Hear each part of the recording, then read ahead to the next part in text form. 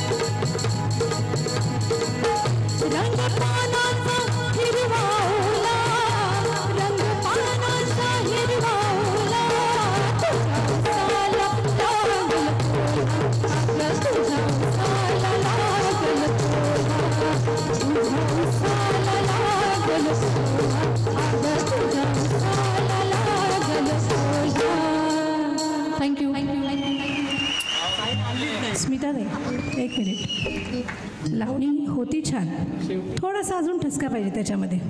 हां, लावणी ही ठसकेबाजच पाहिजे आणि ती तालाच्या अंगाने गेली पाहिजे. मूळ जमीन काळ सोन हा ग्रामीण बाज आला पाहिजे त्याच्यामध्ये. त्यात नामांकित रुजल बियाण, तुझा ऊस वाढला जो मान, तुझा ऊस वाढला जो मान, घाट घाटन उभारी धरली, पेरा पेरात साखर भरली, नाही वाढीस जागा उरली, रंग पानांचा हिरवा ओना, रंग पानांचा हिरवा ओना, तुझ्या उसाला लागल गोला, अगं तुझ्या उसाला लागल गोला, फळ सामान तुला लाग आना, फळ सामान तुला लाग आना, तुझ्या उसाला लागल गोला, अगं तुझ्या उसाला लागल गोला,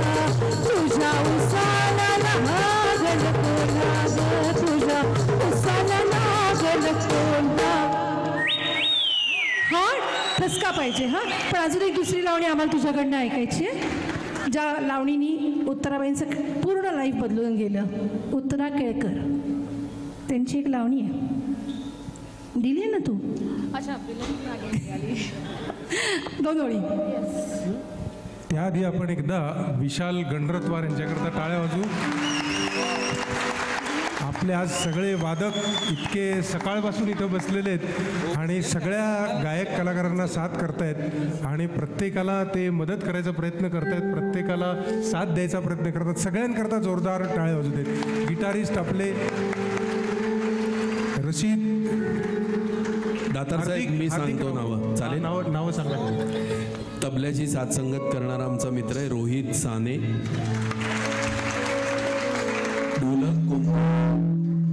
ढोलक, कोंगो आणि dholki Vishal Ganratwar. Western rhythm machine Nandu David. Keyboards Rashid Shaikh. Electric lead guitar Hardik Rawal. संवादिनी माननीय श्रीयुत गोपाळ शिंगरे साहेब. सर्व म्युझिशियनला जोरदार टाळ्यांनी आपण दाद देऊ.